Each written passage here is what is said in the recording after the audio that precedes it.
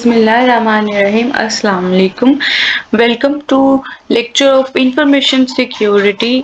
इस लेक्चर में हम लोग देखेंगे कि कंप्यूटर सिक्योरिटी चैलेंजेस क्या होते हैं। ठीक है, कि जब हम सिक्योरिटी को इम्प्लीमेंट करते हैं तो उससे इम्प्लीमेंटेशन के बाद हमारे पास कुछ चैलेंजेस भी आएंगे। तो उन चैलेंजेस को हम देखें, हम उन 10 चैलेंजेस को जो है डिस्कस करेंगे।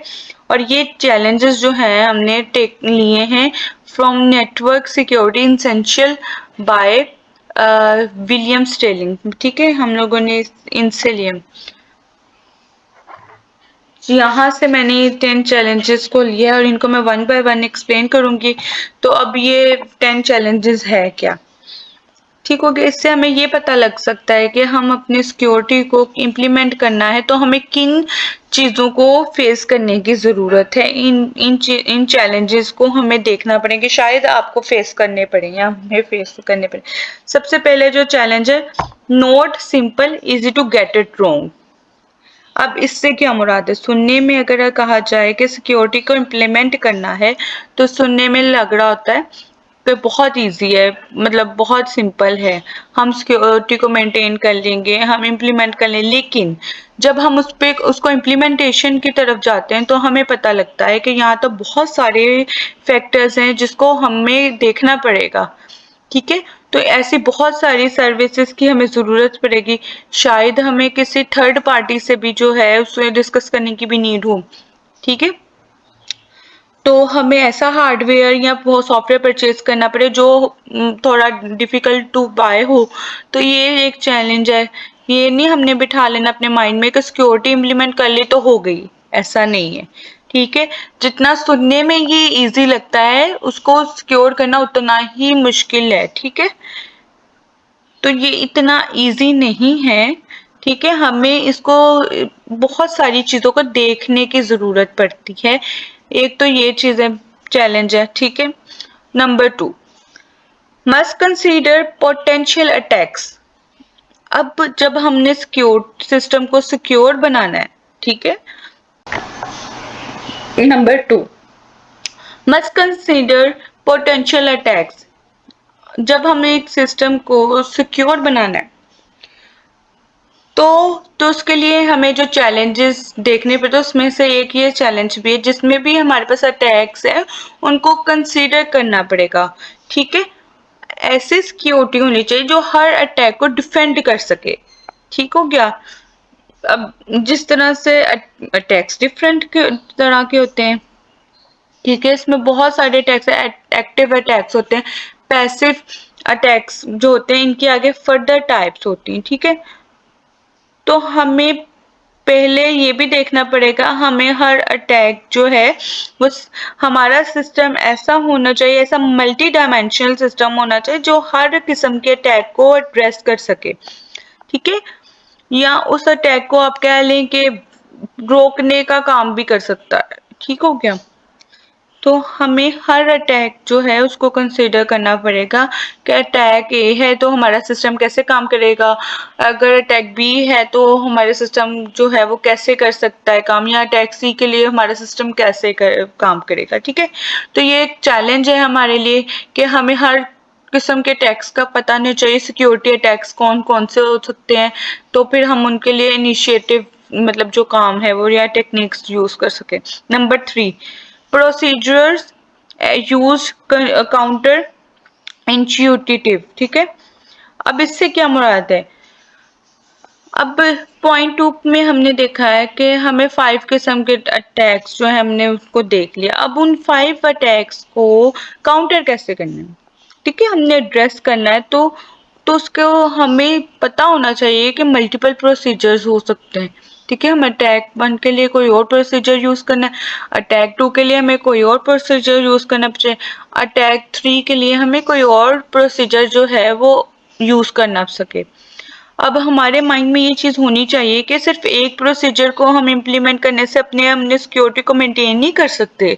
ठीक है, हमें मल्टीपल जो है वो प्रोसीजर्स को देखने की जरूरत पड़ सकती है। ठीक हो गया। मल्टीपल अटैक्स को हमें अवॉइड करने के लिए मल्टीपल चीजों को देखना चाहिए। Number 4 is involve algorithms and secret info, ठीक है, इंफॉर्मेशन कह लो।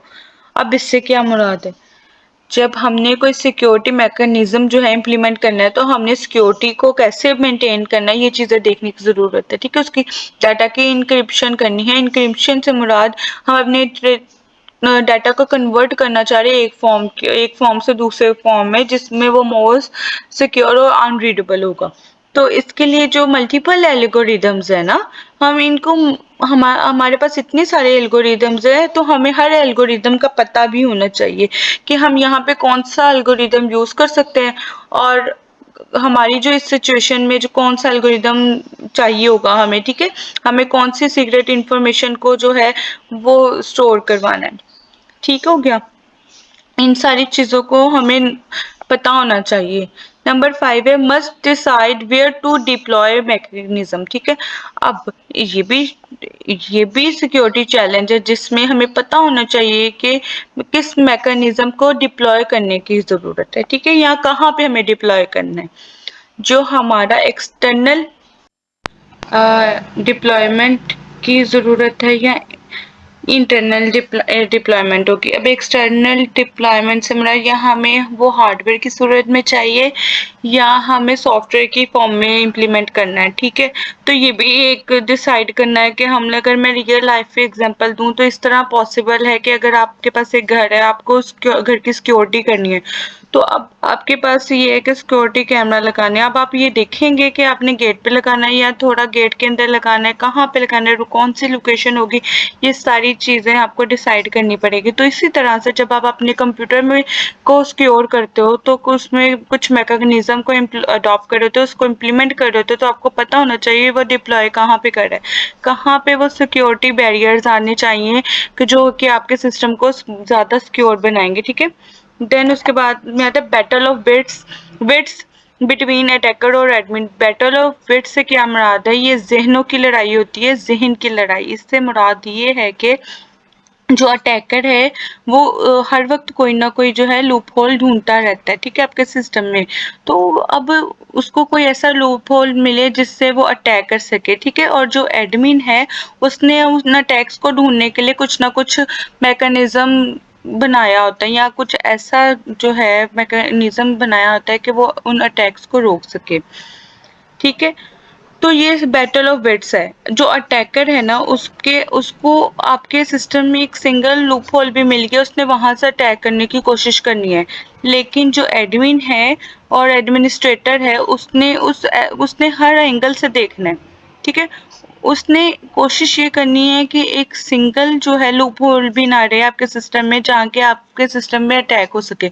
इसलिए इसको हम लोग बैटल ऑफ विट्स कहते हैं कि जिन्होंने अटैक करना है उन्होंने कोई ना कोई लूप होल देखना है या कोई ना कोई मेथड ढूंढते रहना आपके सिक्योरिटी को ब्रीच करने का, ठीक है। और जिसने उसको मेंटेन करना है, उसने इम्प्लीमेंट करना है, उसने भी जो है कोई मैकेनिज्म को अपडेट करते रहना है। इसलिए इसको हम बैटल ऑफ विट्स कहते हैं। Number 7 is note perceived on benefit until failed. अच्छा, यहाँ पे ना 6 7 8 9 10 नहीं आएगा, तो ये न्यूज स्लाइड है, इस वजह से ना 1 2 आया और मैंने भी इस चीज को बॉदर नहीं किया। अब इस बात का क्या मतलब है, note perceived on benefit until fail. आपने अब एक सिस्टम बनाया, आपने उसके ऊपर इतने पैसे लगा दिए, इतना बजट कर दिया, अब आपने उसकी सिक्योरिटी के लिए हर चीज पॉसिबल जो थी आपने वो की है, ठीक है। आपने उन टेक्निक्स को यूज कर आपका सिस्टम फेल हो गया, ठीक है। अब अब उसके ऊपर कोई फर्स्ट टाइम ये अटेम्प्ट हुई और वो अटैक हुआ और वो आपका सिस्टम फेल हो गया और वो आपका सिस्टम जो है उसको रोक ना सका। तो इसका मतलब है जो भी आपने उसके ऊपर कॉस्ट बियर की थी वो तो बेकार गई ना, तो वो आपका तो किसी भी काम का नहीं रहा। तो इतनी सिक्योरिटी की उसका फिर भी कुछ भी फायदा नहीं हुआ। तो अब यहाँ पे ये चैलेंज है कि आप सिक्योरिटी, आपके सिस्टम की जो सिक्योरिटी है वो ऐसी होनी चाहिए कि अगर वो जो आपके पास सिक्योरिटी इम्प्लीमेंट की है उस सिक्योरिटी को फेल होने से पहले जो है ना, उसने उन अटैक्स को रोका होगा, ठीक है। आपने उससे फायदा ले लिया। फायदा कैसे लिया होगा कि आपने एक सिस्टम बनाया है, ठीक है, उसमें अब हम ये कहेंगे मल्टीपल टाइप के अटैक्स जो पहले आए हैं। अगर मैं एग्जांपल दूं, नंबर ऑफ 10 अटैक्स जो हो चुके थे, ठीक है, और उनको उन्होंने रोका भी है, ठीक है। मतलब 10 तरह के जो है वो पहले अटैक्स हुए थे और आपके सिस्टम में जो सिक्योरिटी मौजूद थी उस सिक्योरिटी के थ्रू वो 10 अटैक्स जो है ना वो रुक गए। लेकिन अब जब 11 टाइप का जो था अटैक वो उसको नहीं रोक सका, ठीक है। तो ये बात कहीं ना कहीं हमें समझ में आती है कि यार 11वां अटैक था और वो नहीं रोक सका, ठीक है। लेकिन इसका ये तो फायदा है ना कि उसने जो 10th पहले अटैक हुए हैं उसको तो उसने रोका है ना, तो 11th के लिए फेल हुआ ना। तो अगर आपका सिस्टम ही ऐसा है कि जो पहले टाइप पे ही जो है अटैक के वो फेल हो जाए और उसको रेजिस्ट ना कर पाए, तो इसका मतलब है कि जितना आपको उस सिस्टम का कोई फायदा नहीं हुआ, ठीक है। उसने आपने जो भी कॉस्ट और जो भी मैन पावर यूज की तो वो तो सब बेकार गई ना, वो तो कह लें कि आपको उसका कोई भी फायदा नहीं हुआ। तो ये चीज इसमें आती है।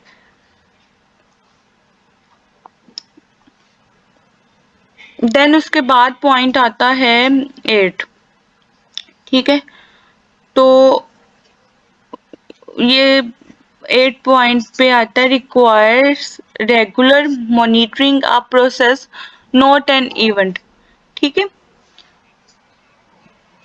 तो ये चीजें देख लेनी है। अब इसमें क्या है, इवेंट का मतलब क्या है? इवेंट का मतलब ये है कि कोई ऐसा टास्क है जो आया वो खत्म हो गया। मतलब इवेंट का मतलब ये ना कि एक टास्क जो होता है वो परफॉर्म हुआ और खत्म हो गया, 1 2 3 4 5 ऐसे और भी इवेंट आए और वो खत्म हो गए, ठीक है। अब प्रोसेस का मतलब क्या है कि कंटिन्यू चीज है जो कि चलती ही रहती है, मतलब ना कॉन्टिन्यूस है। तो यहाँ पे क्या है मुराद है, सिक्योरिटी है, उसका मतलब ये है कि मॉनिटरिंग के लिए जो है कॉन्टिन्यूस प्रोसेस चाहिए, ठीक है। अब उसमें ऐसा तो नहीं हो सकता कि अब वो एक दफा आपने मॉनिटर कर लिया और उसके बाद वो खत्म हो गया, तो ऐसा इस सिचुएशन में नहीं है। तो ये यहाँ पे ये भी एक चैलेंज आता है, ठीक है। तो आपने बार बार इम्प्लीमेंट करना है, ठीक है। ये सारा कुछ आप लोगों ने कर देख लेना है, ठीक है। कि आप ऐसा भी पॉसिबल नहीं है कि आपने एक दफा बना लिया सारा सिस्टम, उसको एक दफा मॉनिटर कर लिया, देन उसके बाद आप उसको देख नहीं रहे, ठीक है। तो ये भी एक चैलेंज में आ जाती है चीज। आपने बार बार देखना है कि उसमें कोई ऐसे अनवांटेड एक्टिविटी तो नहीं हुई।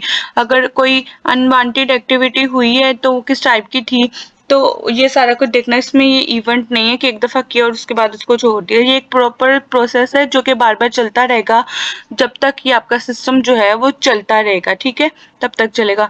अब नंबर 9 है too open and afterthought. अब इसका क्या मुराद है कि आप एक सिस्टम बना देते हो और आप उसको इम्प्लीमेंट भी कर देते हो। अब आपके इम्प्लीमेंट करने के बाद आपके माइंड में आता है कि अगर ये चीज मैं ऐसे नहीं तो ऐसे कर लेती हूँ, ये ज्यादा बेहतर होता, ठीक है। तो यहाँ पे भी एक ये हर ह्यूमन में ये चीज पाई जाती है कि वो ये पहले काम कर लेता है तो उसके बाद ये चीज सोचता है, तो उसके बाद ये चीज सोचते हैं यार कि ये चीज मैं ऐसे बना लेता तो ज्यादा बेहतर था, ज्यादा बेनिफिशियल हो सकता था। तो ये भी एक चैलेंज है कि आपके ऐसा काम करना है जिसके जिसके थ्रू जो है ना आपकी जो सिस्टम है उसमें इतनी फ्लेक्सिबिलिटी होनी चाहिए कि आप जो है जो दोबारा जो भी चीज सोच रहे हो आप उसमें जो है इम्प्लीमेंट कर सको, ठीक है। तो ये चीजें हर एक के माइंड में आता है कि हम जो है आपके पास उतने रिसोर्सेज भी होने चाहिए कि आप उस रिक्वायरमेंट के मुताबिक उसको कन्वर्ट कर सको, ठीक है। ये चैलेंज है आपके सिस्टम में, ठीक है, इतनी फ्लेक्सिबिलिटी होनी चाहिए, ठीक हो गया। तो ये भी चीजें आ जाती है इसमें। तो उस लास्ट पे जो नंबर 10 है सिक्योरिटी शुड यूजर फ्रेंडली। अब इससे क्या मुराद है कि आपका सिस्टम, ऑब्वियसली हम अपने सिस्टम को सिक्योर बना लेते हैं। अब सिक्योरिटी ऐसी ही हो कि हमारा पोटेंशियल और ऑथोराइज्ड यूजर है वही उस सिस्टम को यूज ना कर पाए और उस सिस्टम को एक्सेस ना कर पाए, उस सिक्योरिटी का हमें कोई फायदा नहीं। जो सिक्योरिटी है वो यूजर फ्रेंडली होनी चाहिए, ठीक है। यूजर को यूज करते हुए कोई भी डिफिकल्टी ना हो, ठीक है, वरना वो बेकार होगी उस यूजर के लिए भी। तो ऐसा नहीं होना चाहिए कि यूजर को लगे बहुत मुश्किल टास्क है सिक्योरिटी का तो वो नहीं कर सकता, ठीक है। तो इस वजह से ना इस चीज को भी देखना है कि सिक्योरिटी शुड यूजर फ्रेंडली, ठीक है। ये चीजें देखनी है। अब यूजर फ्रेंडली किस तरह से बनाया जाएगा ये भी एक चैलेंज है, ठीक है। तो हम इस लेक्चर में हमने 10 जो है ना चैलेंजेस देखे थे कंप्यूटर सिक्योरिटी के, कि उनको इम्प्लीमेंट करते वक्त किन चैलेंजेस को देखते हुए हमने माइंड में रखना है और उनको देख के हम लोगों ने करना है, ठीक है।